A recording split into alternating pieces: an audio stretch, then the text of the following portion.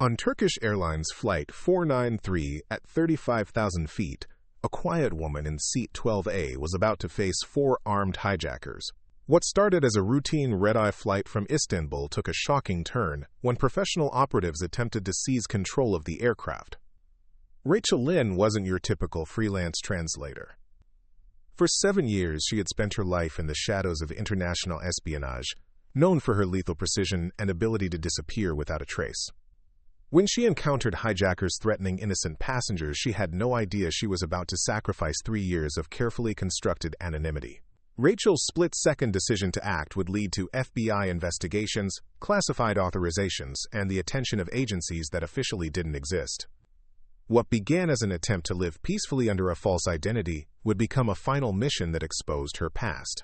The intelligence community would never be the same after discovering that their most valuable dead operative had been hiding in plain sight, until a 10-year-old boy in 11C and a planeload of strangers needed someone willing to fight back. Before we jump back in, tell us where you're tuning in from, and if this story touches you, make sure you're subscribed, because tomorrow I've saved something extra special for you. The boarding announcement for Turkish Airlines Flight 493 echoed through Istanbul's Ataturk Airport at 11:45 p.m., cutting through the late-night murmur of weary travelers. Gate 23 buzzed with the familiar chaos of a red-eye departure. Passengers fumbling with passports, dragging overstuffed carry-ons, and settling into that particular exhaustion that comes with crossing multiple time zones in a single night. Rachel Lynn stood in the boarding queue, unremarkable among the 187 other souls bound for New York's JFK. Medium height, dark hair pulled back in a simple ponytail, wearing jeans and a navy cardigan that had seen better days. Nothing about her suggested anything more than another tired traveler, hoping to sleep through the 8-hour flight across the Atlantic. The boarding agent scanned her ticket without a second glance. 12A, window seat. Have a pleasant flight, Miss Chen. Rachel nodded politely, accepting the boarding pass back with hands that remained perfectly steady, despite the false name she'd been traveling under for the past 3 years.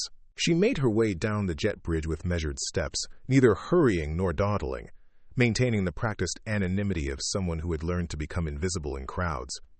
The Boeing 777's cabin stretched before her in the familiar configuration of economy class: 3 seats, aisle, 3 seats, aisle, 3 seats. Flight attendants moved through their pre-departure checklist with professional efficiency, checking overhead bins and demonstrating safety equipment to passengers who weren't listening. Rachel found row 12 and settled into the window seat, placing a worn paperback novel on the tray table and a small bottle of water in the seat pocket. From 12A, she had a clear view of the cabin's layout: emergency exits at rows 14 and 26, galley and lavatories forward and aft. 2 flight attendants visible in the main cabin, 1 male, 1 female. The female attendant caught her attention, mid-30s, blonde hair and a regulation bun, moving with the kind of precise efficiency that suggested military training beneath the civilian uniform. "Excuse me, you're in my seat." Rachel looked up to find a boy, perhaps 10 years old, clutching a boarding pass and looking uncertain. Behind him stood a woman in her 50s with kind eyes and worry lines. "I think there's been a mistake," the woman said apologetically. "Tommy's supposed to be in 11C, right there." She pointed to the aisle seat in the row ahead. Rachel checked the seat numbers and smiled, the first genuine expression to cross her face since boarding. "No mistake. You're exactly where you should be." She gestured to 11C. "I'm right behind you." The boy settled into his seat, twisting around to look at her with the unguarded curiosity that only children possessed. "Are you going to New York for work or vacation?" "A little of both," Rachel replied, her voice gentle. "What about you?" "My mom's having surgery, so I'm staying with Aunt Lisa in Brooklyn. She makes really good pancakes." He turned to face forward, then spun around again. "Do you think they'll have movies on this flight?" "I'm sure they will. Something to help pass the time." The Aunt Lisa leaned over from the middle seat. "I'm sorry if he bothers you. He's never flown this far before." "He's not a bother at all." Rachel returned to her book, but her eyes continued to scan the cabin with the methodical attention of someone cataloging details. 3 rows up, a man in a business suit occupied an aisle seat, occasionally checking his watch despite the fact that the plane hadn't even pushed back from the gate. His movements were too controlled, too measured for genuine passenger anxiety. 5 rows behind her, another man sat reading a newspaper, but Rachel noticed he never turned the page. His eyes moved in a pattern that had nothing to do with reading and everything to do with surveillance. Near the front galley, a third passenger, this one appearing to be in his 20s, had already gotten up twice to use the lavatory, despite the fact that the safety demonstration was still in progress. Each time, he paused near the cockpit door, ostensibly waiting his turn, but his attention was focused on the door's locking mechanism. Rachel closed her novel and placed it carefully in the seat pocket, her movements deliberate and calm. She had learned long ago to trust her instincts, and right now every trained nerve in her body was signaling that Flight 493 was not going to be the routine journey it appeared to be. Captain Elias Brandt's voice came over the intercom, steady and professional. "Ladies and gentlemen, this is your captain speaking. We've been cleared for departure and expect a smooth flight to New York tonight. Flight time will be approximately 8 hours, and we should arrive at JFK right on schedule. Flight attendants, please prepare for departure." The blonde flight attendant, her name tag read Sophia, moved through the cabin checking seatbelts and securing loose items. When she reached row 12, she paused. "Everything all right, ma'am?" Rachel looked up, meeting Sophia's eyes directly. For just a moment, she saw recognition there, not of her face, but of something deeper. The way she sat, the way her eyes tracked movement, the perfect stillness of someone always ready to act. "Everything's fine," Rachel said quietly. "Just hoping for a peaceful flight." Sophia nodded slowly.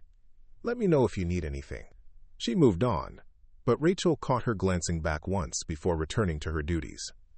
The plane pushed back from the gate at exactly midnight Turkish time. As they taxied toward the runway, Rachel's attention was drawn to young Tommy in 11C, who had pressed his face to the window to watch the airport lights slide by. His excitement was infectious, innocent, completely unaware that he might be in danger before the night was over. During takeoff, Rachel noticed that the 3 men she'd been observing showed none of the normal passenger behaviors. No white knuckles gripping armrests, no ear-popping discomfort, no craning to look out windows as Istanbul fell away beneath them. They sat like soldiers, alert, waiting, ready. As the plane climbed through 20,000 feet, the cabin lights dimmed and most passengers settled in for the long journey across Europe and the Atlantic. Tablets and laptops emerged, eye masks and travel pillows appeared, and the gentle hum of conversation mixed with the constant background noise of the engines. Rachel remained awake, watching. 3 hours into the flight, most of the passengers had surrendered to sleep or the hypnotic glow of their personal entertainment screens. The cabin had taken on that peculiar quiet of a red-eye flight, a mix of gentle snoring, the whisper of air conditioning, and the steady drone of engines carrying them across the dark Atlantic. Rachel had been watching the patterns for the past hour. Small things, subtle things, things that most people would dismiss as coincidence or ignore entirely. The man in the business suit had gotten up 4 times, always choosing moments when the flight attendants were busy in the galley. He moved through the cabin like he was mapping it, counting steps, noting positions. Each time he returned to his seat, he made brief eye contact with the newspaper reader 5 rows back. The young man near the front had switched seats twice, claiming each time that his original seat had a broken entertainment system. Sophia had accommodated him both times with professional courtesy, but Rachel had seen the brief flash of concern in her eyes. The flight attendant was beginning to sense that something wasn't quite right. The cabin Wi-Fi had gone out 40 minutes ago. Captain Brandt's voice had come over the intercom apologizing for the technical difficulty, promising that the crew was working to restore service. But Rachel had noticed that the outage had occurred within seconds of the newspaper reader pulling out his phone and typing something. Small electronic device. Probably a localized jammer. Professional grade. Tommy had fallen asleep in 11C, his head resting against his aunt's shoulder. Lisa was reading a romance novel, occasionally glancing up to check on her nephew. Normal passenger behavior. They weren't part of whatever was about to happen. Rachel reached for her water bottle and took a slow sip, using the movement to mask another visual sweep of the cabin. The business suit man was up again, this time moving toward the rear lavatory. As he passed her row, their eyes met for just a fraction of a second. He knew she was watching him. And now he knew that she knew. The pretense was over. Rachel watched in her peripheral vision as the man returned from the lavatory and paused at the row where the newspaper reader sat. A few quiet words were exchanged. Then the newspaper reader stood and began walking toward the front of the plane, moving with the controlled purpose of someone executing a plan. The young man near the front galley rose at the same time, effectively blocking the aisle between first class and economy. Passengers who might have wanted to use the lavatory found their path mysteriously obstructed by someone stretching, someone adjusting overhead luggage, someone having a quiet conversation with a flight attendant.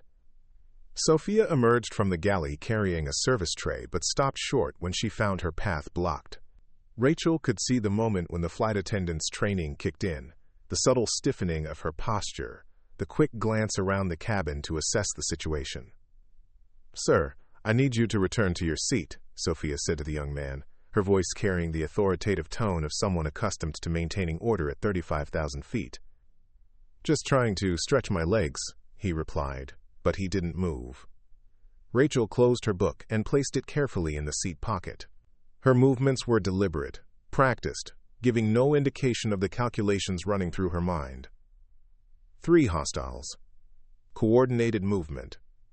Jamming equipment active. Flight attendants beginning to realize they had a problem. She glanced at Tommy, still sleeping peacefully against his aunt's shoulder, and felt the familiar cold anger that had driven her through 7 years of operations in places that didn't appear on any map. Some things were worth protecting. Some things were worth the cost. The newspaper reader had reached the forward galley now, where the second flight attendant, a young man named Marcus according to his name tag, was preparing beverage service. Rachel watched as the passenger engaged him in conversation, probably asking about meal service or flight information. Normal passenger interaction, except for the way he positioned himself between Marcus and the emergency intercom. Rachel stood up. The movement was fluid, natural, the kind of thing any passenger might do after sitting for several hours. She stretched slightly, then made her way toward the front of the plane, ostensibly heading for the lavatory.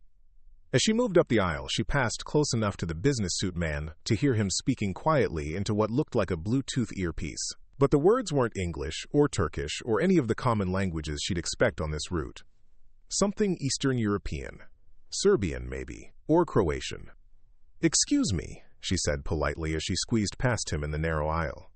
He looked up at her with eyes that had seen too much violence to pass for a genuine businessman. She gave him the same tired smile that any passenger might offer and continued toward the front. Behind her, she heard Tommy stirring in his seat.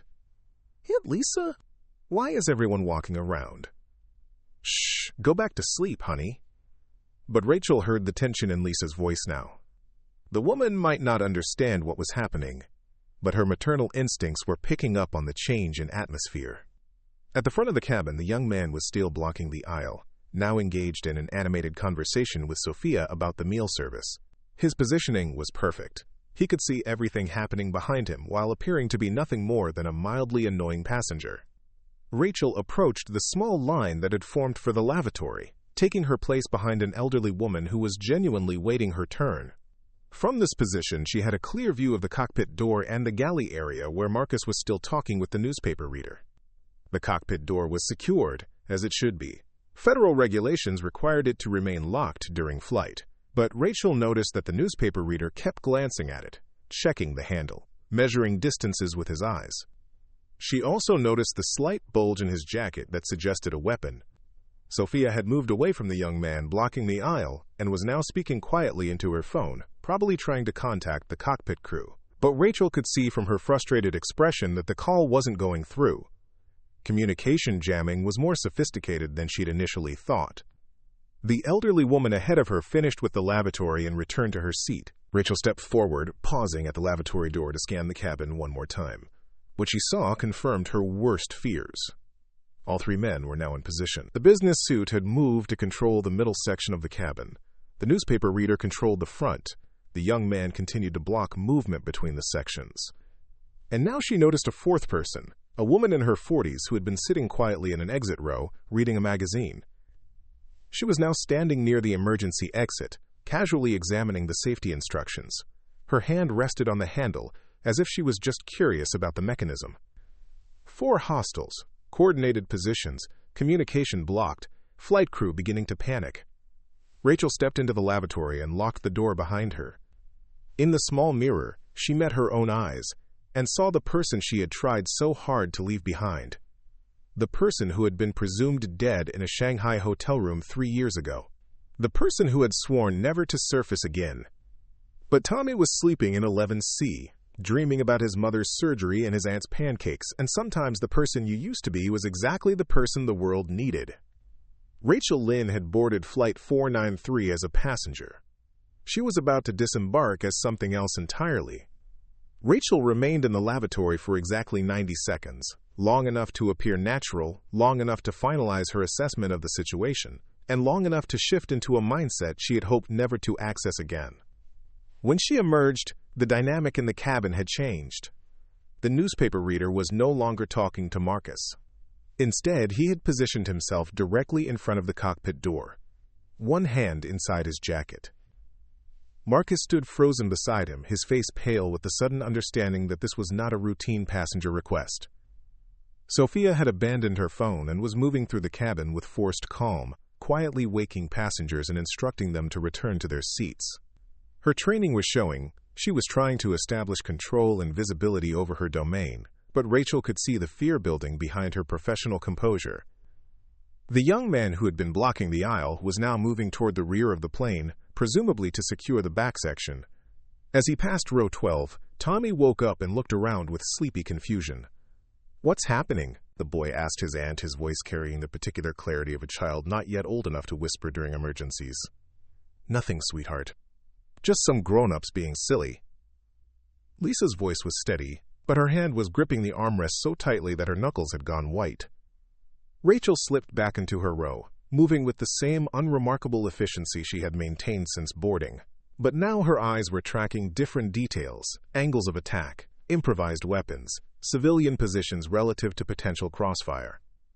The business suit man near the middle of the cabin had abandoned all pretense of being a passenger.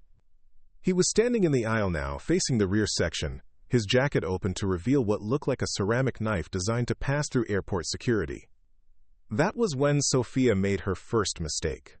"Sir, I need you to return to your seat immediately," she said, approaching him with the authority that came from years of dealing with difficult passengers. Federal aviation regulations require. He moved faster than most people would have expected.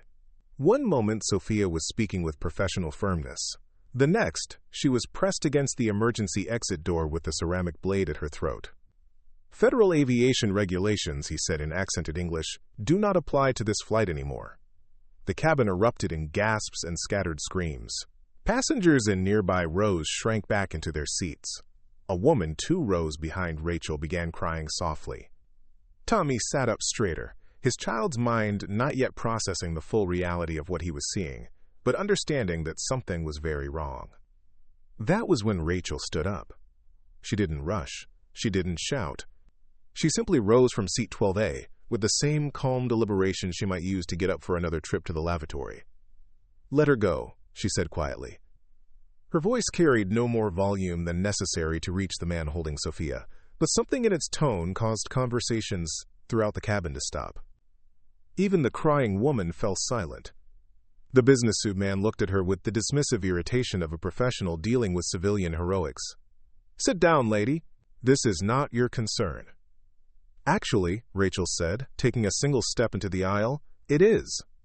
She moved before he could react. Rachel had been trained in 17 different martial arts disciplines, had spent 2 years learning close-quarters combat from a former Spetsnaz instructor, and had killed 9 people in situations just like this one. But more importantly, she had learned to fight in confined spaces where innocent people's lives depended on surgical precision.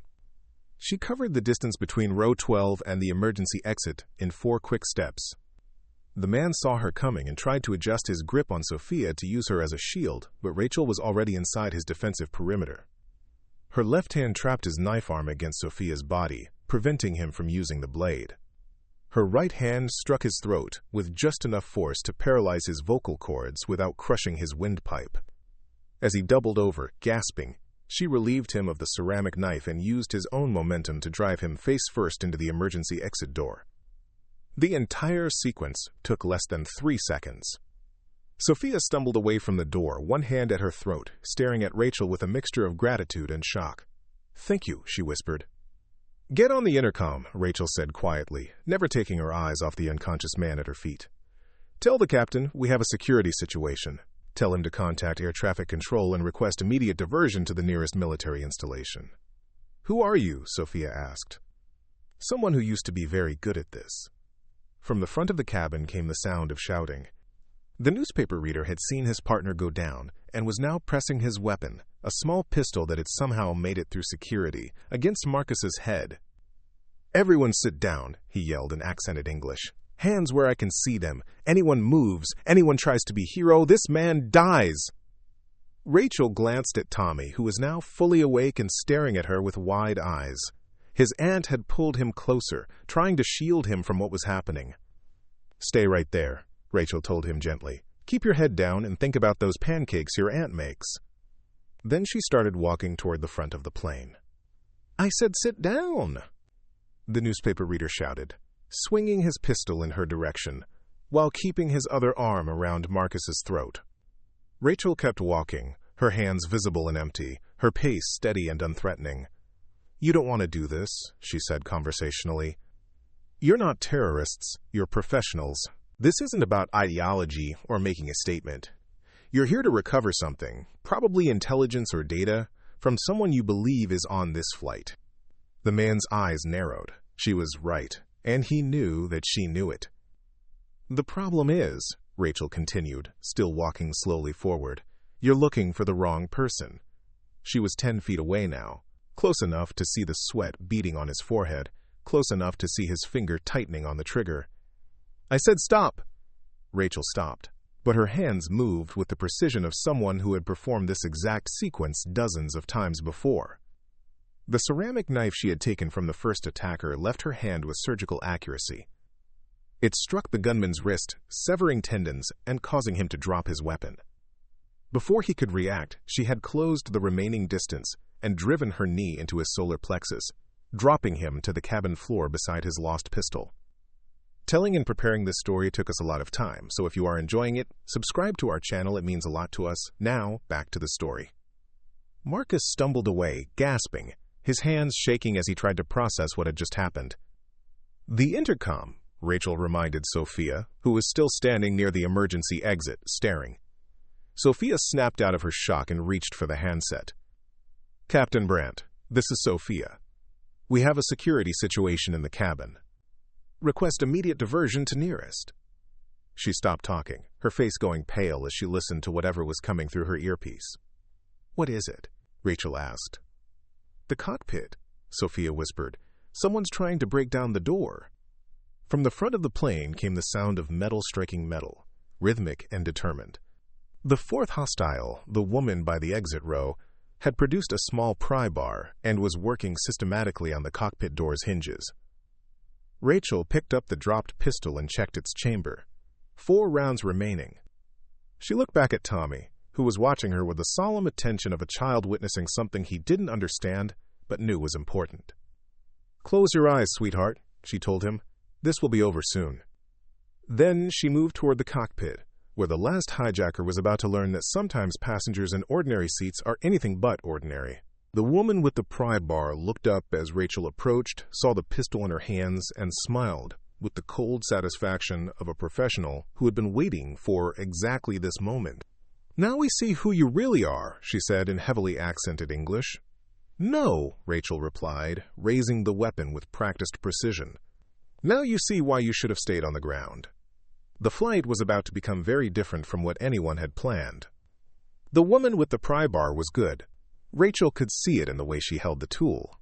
The systematic approach to the cockpit door's reinforcement points. The complete lack of panic, despite watching her 3 colleagues neutralized in less than 5 minutes. This wasn't desperation. This was someone executing a backup plan. "You're not here for the plane," Rachel said, keeping the pistol trained on the woman while maintaining enough distance to avoid a close-quarters struggle in the narrow aisle. "You're not interested in taking hostages or making political statements. This is a recovery operation." The woman paused in her work on the door hinges, studying Rachel with professional curiosity. "You know more than you should, passenger in 12A. Dr. Elena Vasquez, Rachel continued, her voice carrying the calm certainty of someone stating facts rather than making guesses. Quantum encryption specialist. Defected from the Belgrade Institute 6 months ago. Currently carrying 3 years' worth of classified research data to her testimony before the Senate Intelligence Committee next week. The pry bar stopped moving entirely.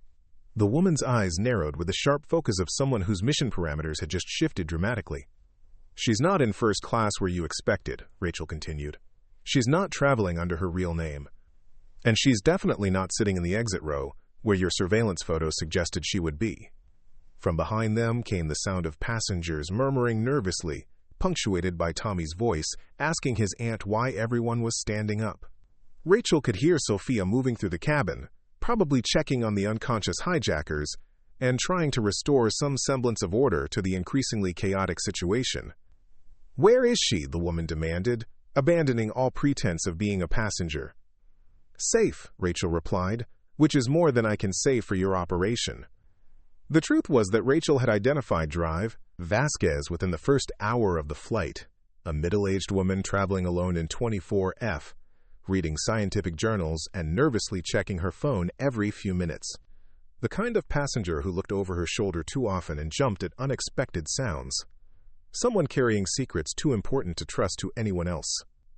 Rachel had also noticed the small, encrypted drive the woman had palmed when she'd gone to the lavatory, transferring it to a different location on her person with the practiced movements of someone who had been trained in operational security. Whatever was on that drive was worth killing for, worth an international incident, worth risking 4 highly trained operatives on a commercial flight. "You have 2 choices," Rachel said to the woman with the pry bar.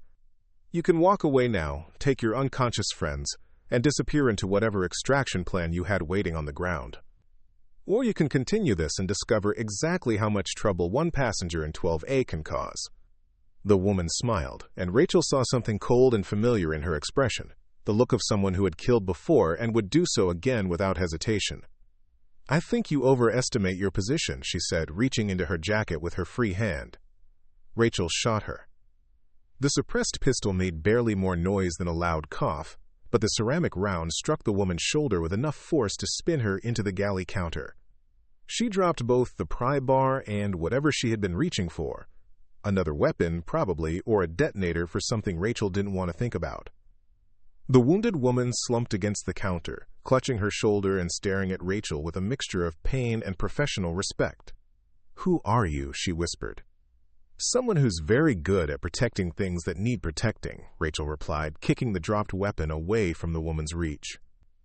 Behind her, she heard Captain Brandt's voice coming through the intercom, steady despite the circumstances. "Ladies and gentlemen, this is your captain. We're experiencing some technical difficulties and will be making an unscheduled landing at Field in the Azores. Please remain in your seats and follow all instructions from the cabin crew." Sophia appeared at Rachel's side, her face pale but determined. "The cockpit crew is secure. Captain Brandt has been in contact with air traffic control. We're being escorted by Portuguese Air Force fighters." Quote. Rachel nodded, keeping her attention split between the wounded woman and the rest of the cabin. "How long until we land?" 40 minutes. "Good. I need you to help me secure the other 3. They're unconscious, but they won't stay that way forever."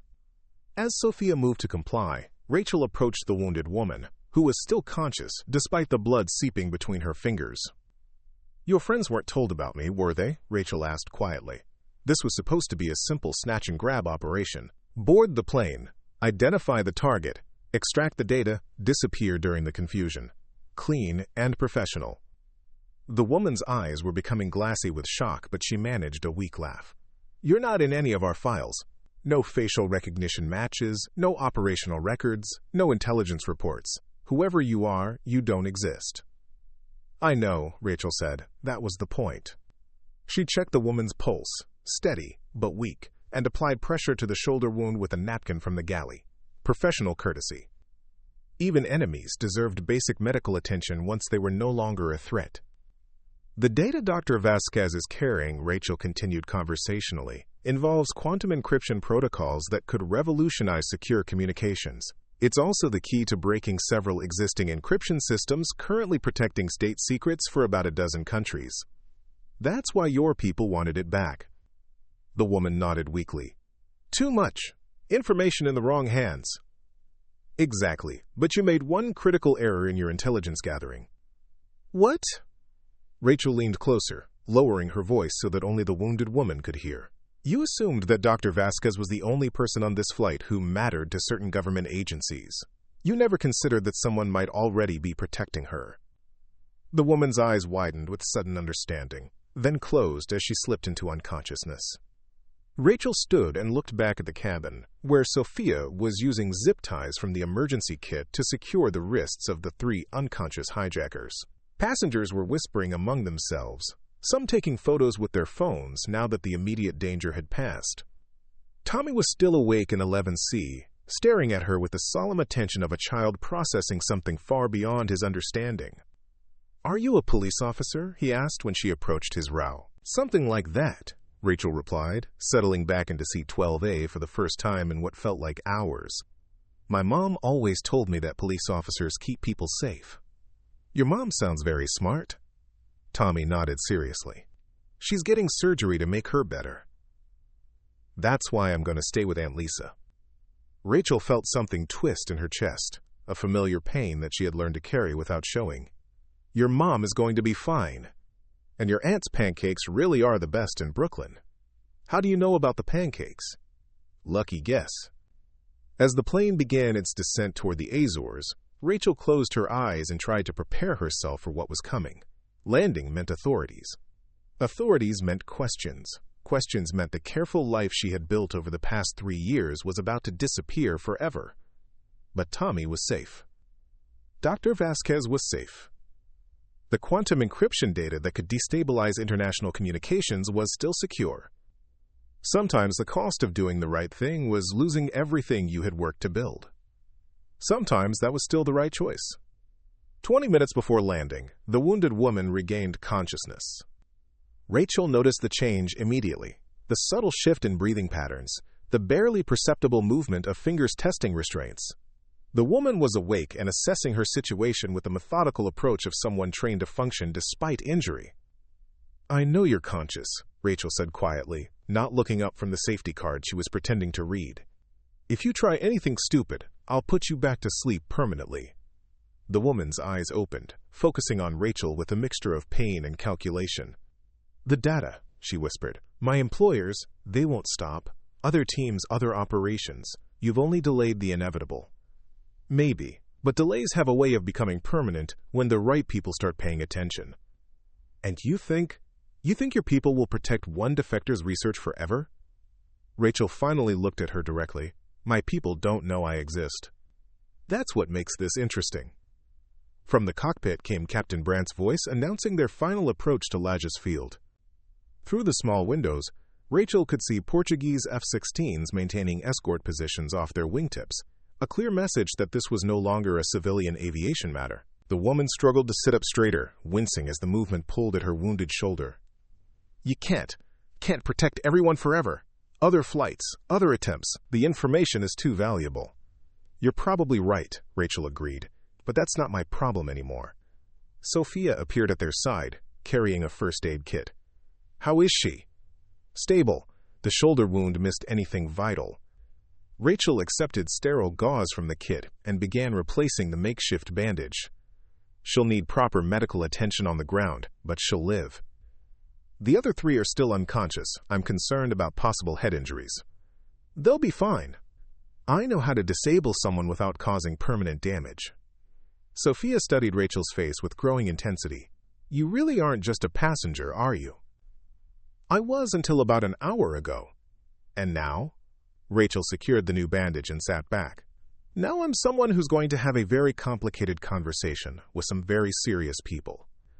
The plane touched down at Lajes Field with the controlled precision of a captain who had been flying for Portuguese Air Force controllers for the past hour. As they taxied toward what was clearly a military section of the airfield, Rachel could see emergency vehicles, security teams, and several black SUVs with government plates waiting on the tarmac. "Ladies and gentlemen," Captain Brandt announced, "we've landed safely at Lajes Field in the Azores. For your safety and security, please remain seated until Portuguese authorities and U.S. federal agents have cleared the aircraft. Thank you for your cooperation during this difficult situation." Through her window, Rachel counted at least 12 armed personnel in tactical gear. She also noticed 2 men in expensive suits talking animatedly with Portuguese officials. Federal agents, probably FBI, who had somehow managed to get themselves to a remote Atlantic island faster than should have been physically possible. That suggested someone very important had made some very urgent phone calls. "Will they arrest you?" Tommy asked, turning around in his seat to look at her with worried eyes. "I don't know, sweetheart, but don't worry about me. You just focus on getting to your aunt and those famous pancakes." Lisa leaned over from the middle seat. "I don't know who you are, but thank you. You saved everyone on this plane." Rachel nodded politely, but her attention was focused on the activity outside the aircraft. One of the men in suits was approaching the plane with a tablet computer, probably preparing to check passenger manifests against various databases. Her alias would hold up to basic scrutiny. She had been living as Jennifer Chen for 3 years without any problems. But federal agents investigating a hijacking attempt would dig deeper, cross-reference fingerprints, run facial recognition software, check travel patterns. And eventually, they would find discrepancies that raised uncomfortable questions. The aircraft door opened, and the first federal agent aboard was exactly what Rachel had expected. Mid-30s, athletic build, expensive suit that didn't quite hide the shoulder holster, eyes that missed nothing. He moved through the cabin with the controlled authority of someone accustomed to taking charge of chaotic situations. His gaze swept the passenger systematically until it settled on Rachel, then moved to the 4 restrained hijackers, then back to Rachel. She could see him processing the implications of those 2 focal points. "Ma'am, I'm Agent Connor Malik, FBI. I understand you were involved in subduing these individuals. They were threatening passengers. I helped where I could." "I see. And your name?" "Jennifer Chen." Agent Malik made a note on his tablet. "Ms. Chen, I'm going to need you to remain available for questioning. This appears to have been a sophisticated operation, and we'll need detailed statements from anyone who had direct contact with the perpetrators." "Of course." But Rachel could see him studying her face with the trained attention of someone who made a living reading people. He suspected something wasn't quite right about the passenger in 12A. The medical team boarded next, quickly triaging the 4 unconscious or wounded hijackers. The woman with the shoulder wound was awake enough to answer basic questions, but she maintained complete silence about her identity or motivations. As the hijackers were removed from the aircraft on stretchers, Agent Malik continued moving through the cabin, taking preliminary statements from passengers. Most had little to offer. They had been asleep or distracted when the action occurred, saw only fragments of the confrontation, knew nothing about the perpetrators or their objectives. But when he reached Tommy in 11C, the boy's statement was devastatingly clear. "The lady in 12A knew exactly what to do," Tommy told the agent with the directness that only children possessed. "She wasn't scared at all. She moved like she'd done it before, lots of times." Agent Malik's eyes found Rachel again, and this time his expression had shifted from professional interest to active suspicion. Rachel maintained her calm, unremarkable expression, but internally she was already calculating exit strategies and contingency plans. The careful anonymity she had maintained for 3 years was about to be stripped away by federal investigators with resources she couldn't begin to match. The price of protecting Flight 493 was about to become very personal indeed. The interrogation room at Lodges Field was exactly what Rachel had expected. Sterile white walls, metal table, uncomfortable chairs, and a mirror that was obviously one-way glass. She had been sitting alone for 20 minutes, which was also exactly what she had expected. Standard procedure: let the subject stew, build anxiety, soften resistance before beginning formal questioning. It wouldn't work on her, but Agent Malik didn't know that yet. When he finally entered, he carried a thick file folder and a tablet computer. He settled across from her with the measured movements of someone who had conducted hundreds of these interviews. "Miss Chen, thank you for your patience. I know this has been a difficult day. Just glad everyone's safe." "Yes, about that. I have to say, your actions were remarkably effective. 4 trained operatives neutralized with minimal civilian casualties. That level of efficiency is unusual for someone without professional training." Rachel maintained eye contact without appearing challenging. "I took some self-defense classes in college. I guess the training stuck." "Self-defense classes." Agent Malik opened the file folder and consulted several pages. Ms. Chen, you told my colleagues that you work as a freelance translator, specializing in technical documents. Is that correct? Yes. And you were traveling from Istanbul to New York because I had a consulting job with a tech company in Turkey.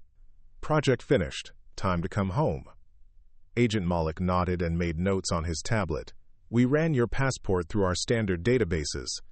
Jennifer Chen, born in San Francisco, currently residing in Portland, Oregon. Clean record, no criminal history, no association with any persons of interest. That's correct.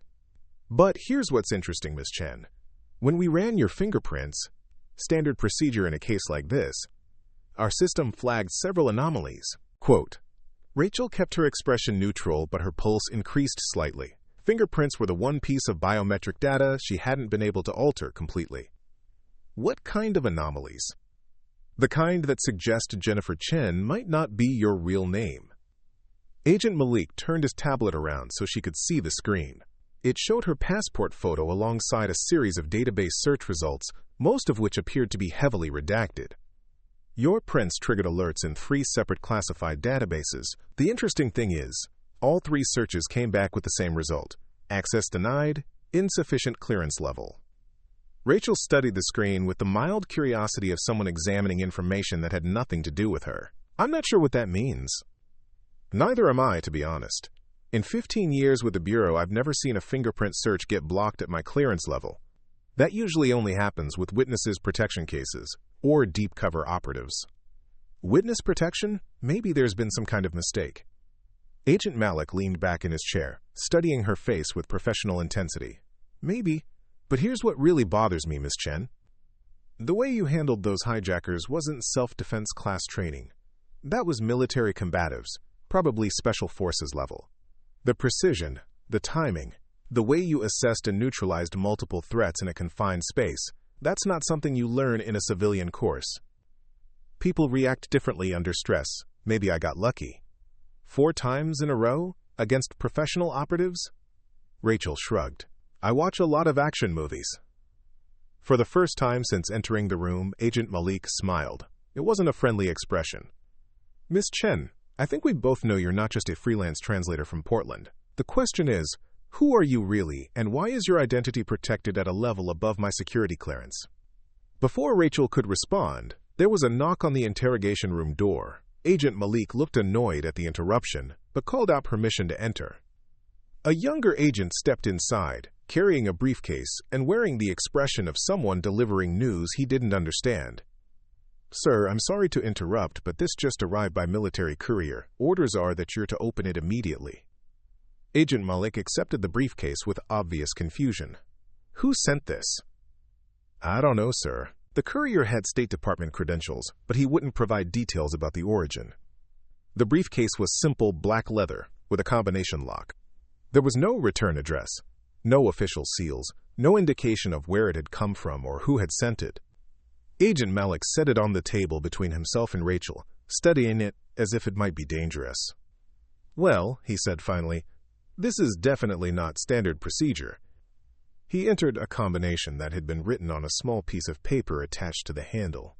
The lock clicked open.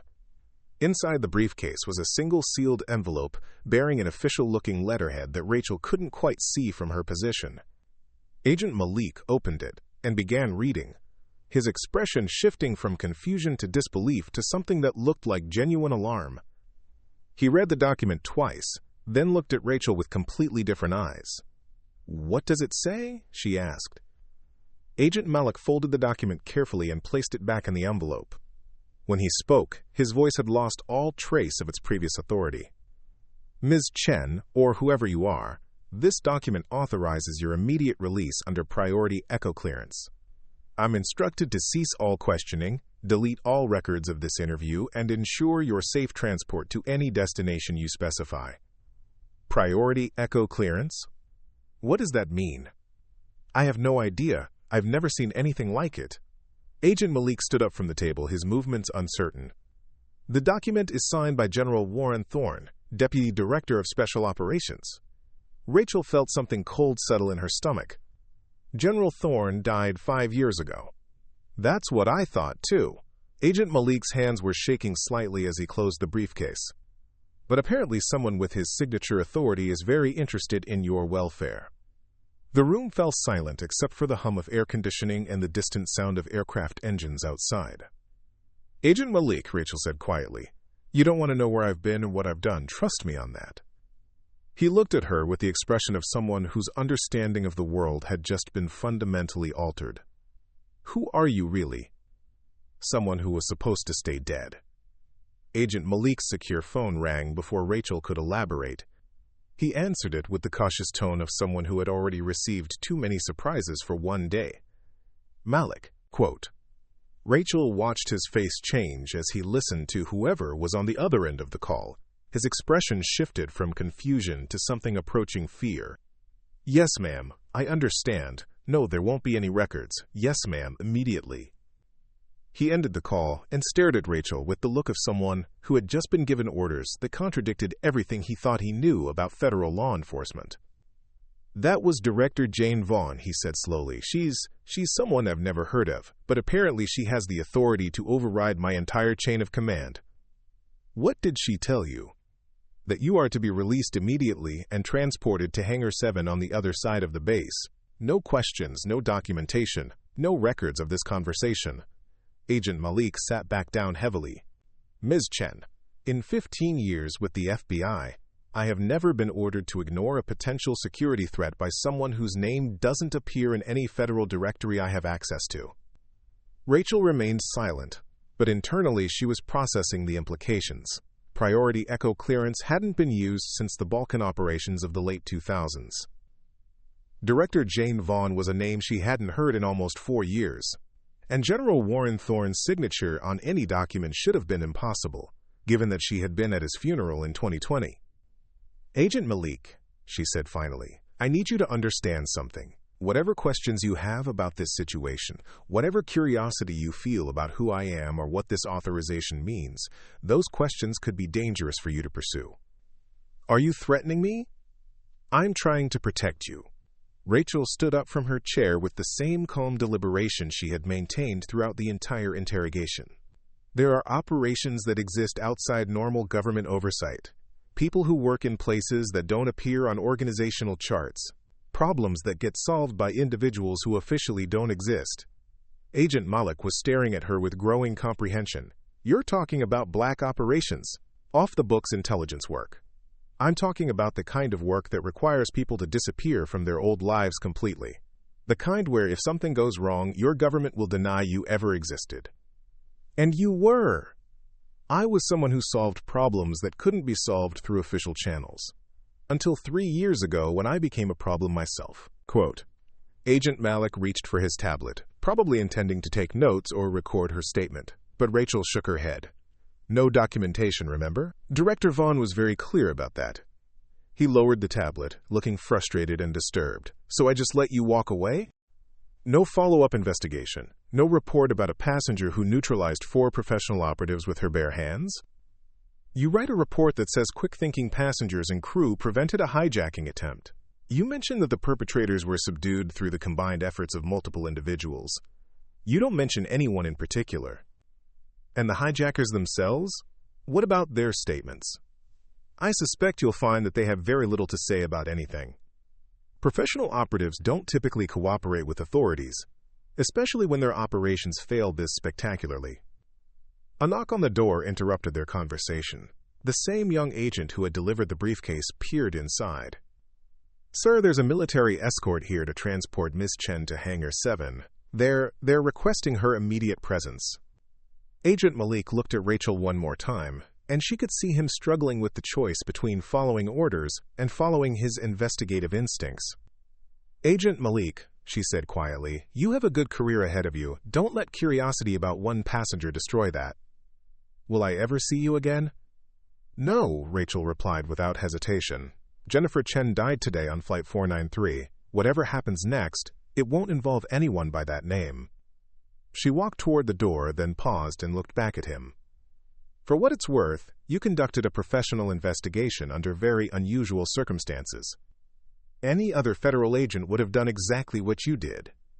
Except they wouldn't have received a call from Director Vaughn. No, they wouldn't have.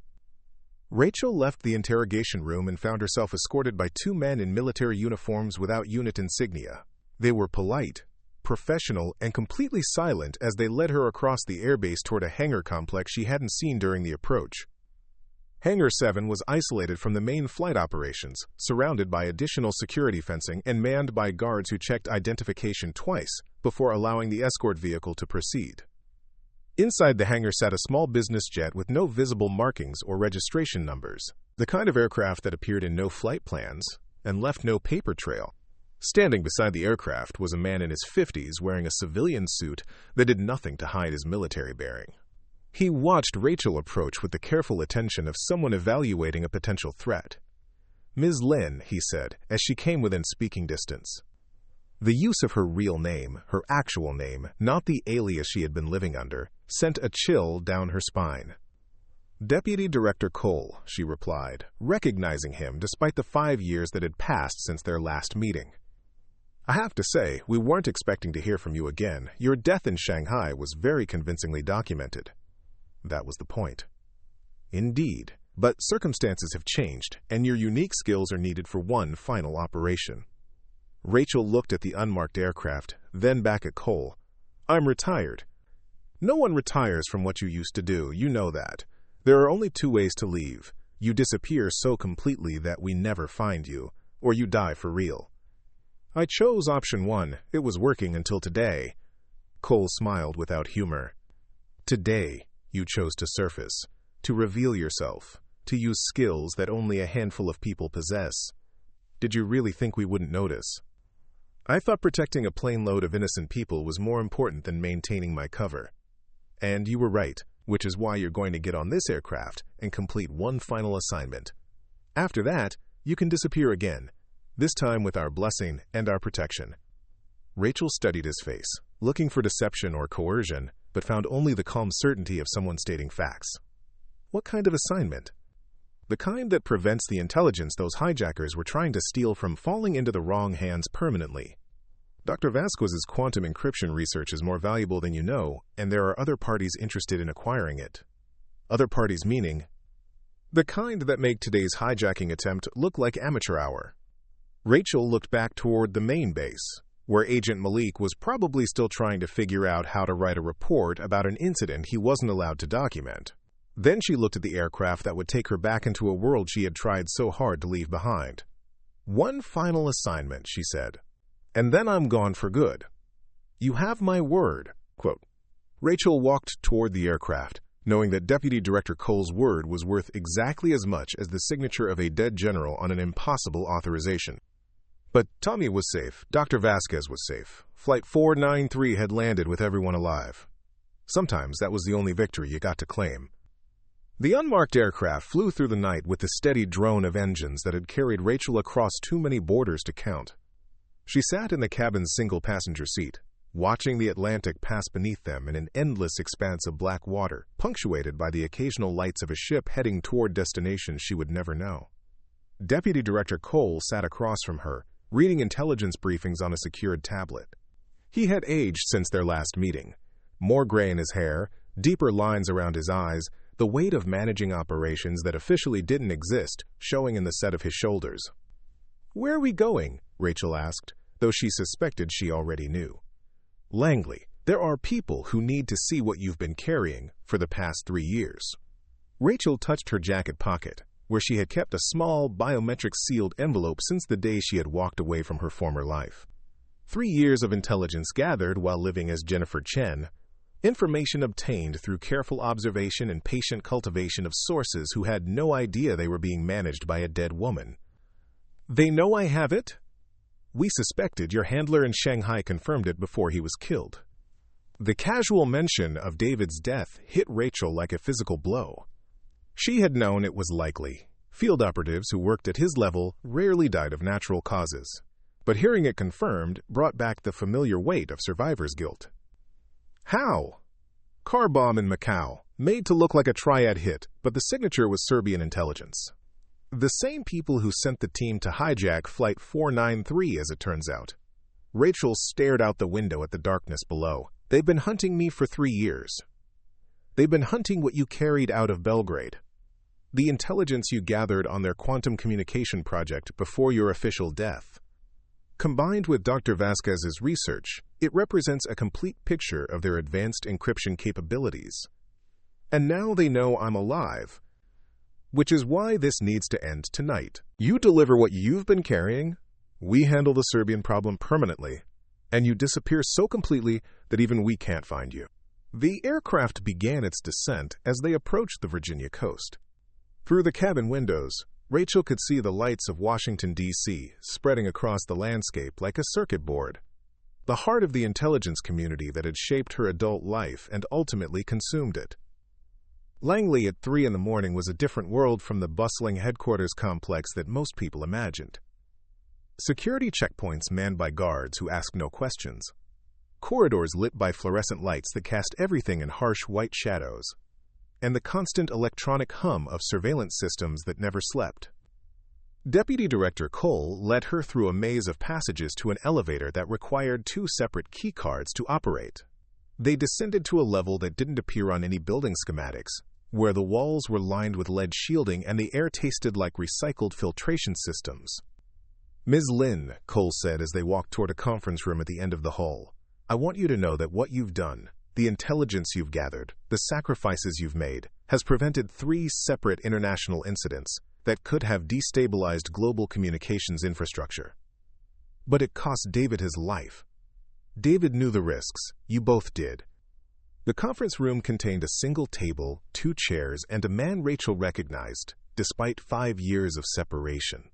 Deputy Director Marcus Webb, the architect of the Belgrade operation that had officially killed her and actually saved her life. Rachel, he said, standing as she entered, you look well for a dead person. Marcus, you look old for someone who promised this would be over in 2 years. Webb smiled without humor. Intelligence work has a way of expanding beyond original parameters. Please, sit. Rachel took the chair across from him, noting the small recording devices mounted in the corners of the room and the biometric scanner built into the table surface.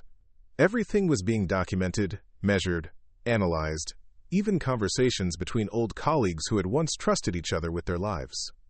The envelope, Webb said simply. Rachel removed the sealed packet from her jacket and placed it on the table. The biometric scanner immediately activated, reading her fingerprints and confirming her identity before allowing the envelope to be opened. Inside were 3 years' worth of intelligence, names, dates, operational details, financial transfers, and communication intercepts that painted a complete picture of Serbian efforts to develop quantum encryption technology for hostile purposes. Webb reviewed the contents with the methodical attention of someone who understood the value of information that had been purchased with years of careful deception and personal sacrifice. This is comprehensive, he said finally. With Dr. Vasquez's technical specifications, we now have enough to neutralize their entire program diplomatically. No military action required, no international incidents, no public exposure of classified capabilities. Good, then I'm done. Not quite. There's one more thing. Webb reached into his jacket and produced a document that Rachel recognized immediately, a termination order bearing her real name and the signature of the Director of Central Intelligence. This makes your death official, Rachel. No more Jennifer Chen, no more aliases, no more operational covers. You become a civilian permanently, with full protection and a clean identity that will stand up to any level of scrutiny. Rachel studied the document, noting the date and the authorization levels required for such an action, and in exchange, you disappear completely. No contact with former colleagues, no involvement in intelligence matters, no surfacing during international crises to save commercial aircraft. That was an accident. That was instinct. And instinct is what makes former operatives dangerous to operational security. Webb leaned forward, his expression serious. Rachel, you're one of the best field operatives I've ever worked with. But you can't be both a dead spy and a living person. You have to choose. Rachel looked at the termination order, then at Webb, then at Deputy Director Cole, who had remained silent throughout the exchange. If I sign this, Jennifer Chen disappears forever. Rachel Lynn stays dead. and I become someone entirely new. Someone with no connections to intelligence work, no skills that would attract attention, no past that would make anyone curious about your identity. Someone ordinary. Someone free. Rachel picked up the pen that Webb had placed beside the document. For a moment, she thought about Tommy in 11C, asking if she was a police officer. She thought about Sophia's quiet gratitude and Captain Brandt's professional respect. She thought about Agent Malik's confusion and the questions he would never be allowed to pursue. Then she thought about David, dead in Macau. About 3 years of living in constant vigilance, always watching for enemies who might recognize her face or her methods. About the weight of carrying secrets that could destabilize governments, and the loneliness of being someone who officially didn't exist. She signed the document. "Welcome to civilian life, Evelyn Cross," Webb said, producing a second set of papers. Identity documents for someone who had never worked in intelligence, never killed anyone, never disappeared into the shadow world of international espionage. Evelyn Cross? Someone ordinary, someone forgettable, someone who can live a normal life in a place where no one asks uncomfortable questions. Rachel, now Evelyn, stood to leave, but Webb called her back. "One last thing. The Serbian team from Flight 493, they won't be a problem anymore. Diplomatic pressure has resulted in their entire intelligence network being rolled up. The people who killed David, who sent teams after you, who tried to steal Dr. Vasquez's research, they're done." "Good. And Evelyn, don't look back. The person you used to be is gone forever. Let her stay that way." As she left Langley for the last time, Evelyn Cross carried nothing but a new identity and the knowledge that Rachel Lynn had finally completed her last mission. Agent Connor Malik stared at the blank document template on his computer screen, cursor blinking expectantly in the incident description field.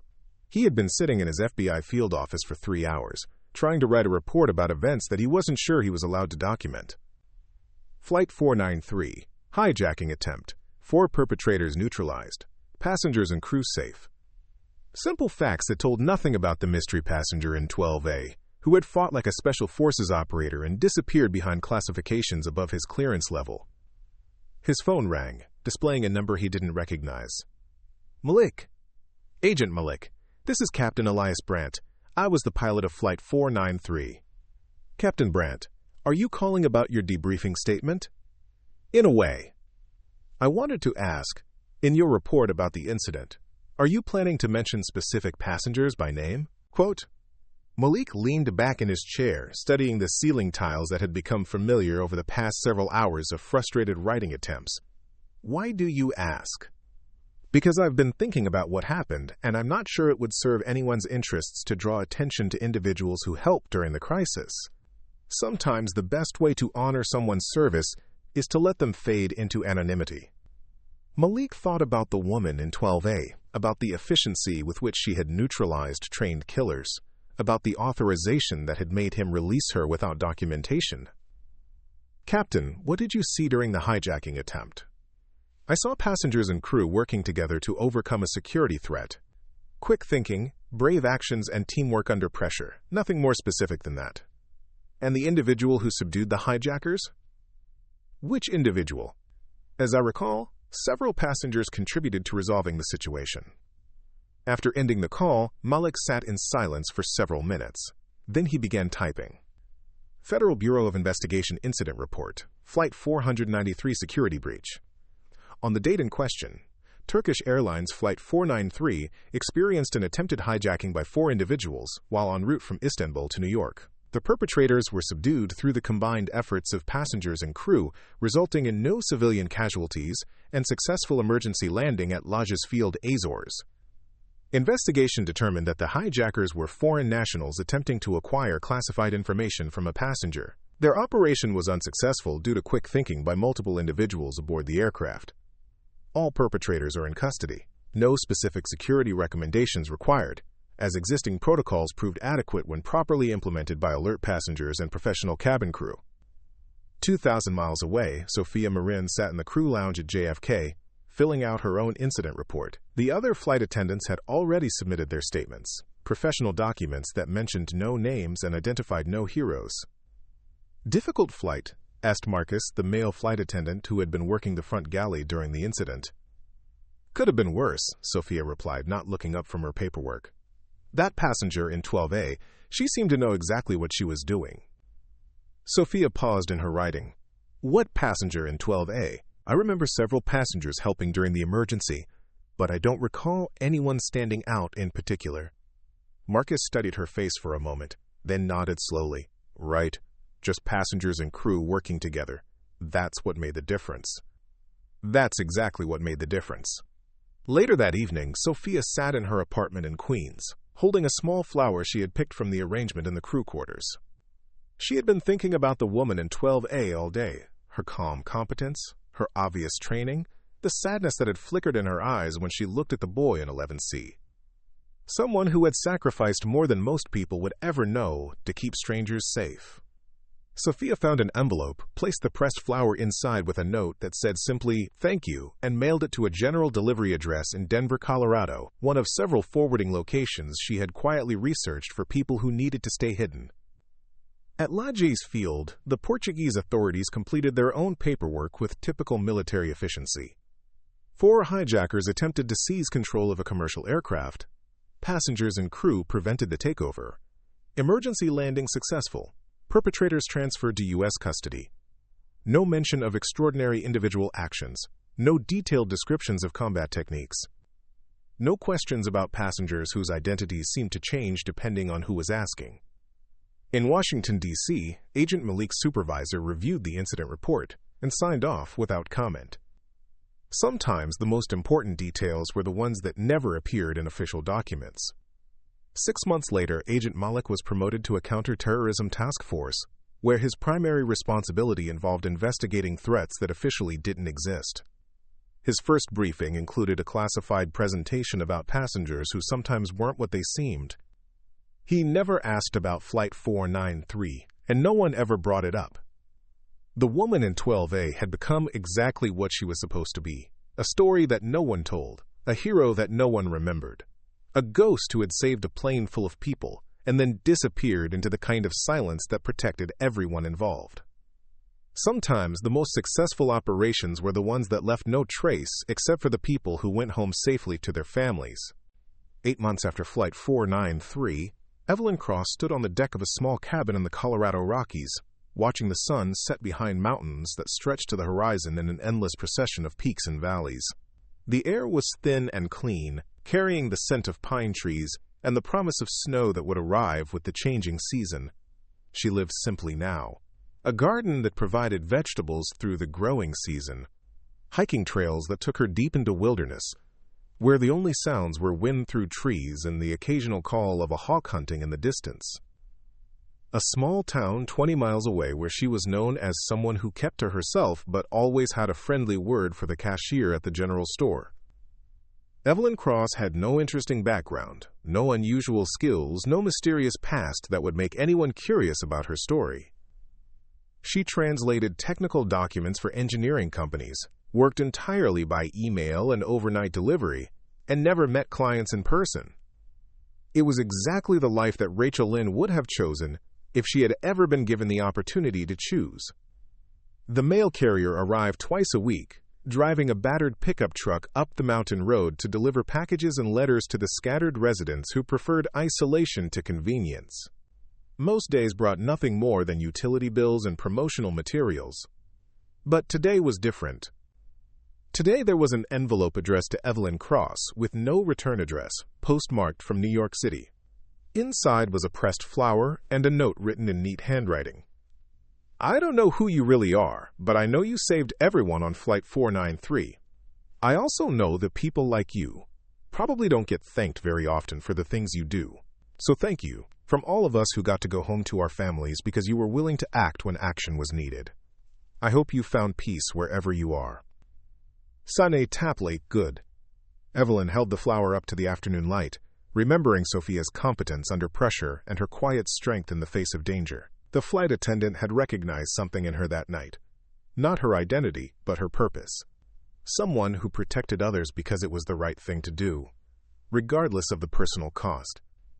She placed the flower between the pages of a book she had been reading, a simple mystery novel with no international conspiracies or government secrets. The kind of book that Rachel Lynn would never have had time to read. That evening, as she prepared dinner in the small kitchen that overlooked the valley below, Evelyn allowed herself to think about the people from Flight 493. Tommy would be back in New York by now, probably starting a new school year and telling friends about the airplane adventure he'd had during summer vacation. His mother's surgery would have been successful.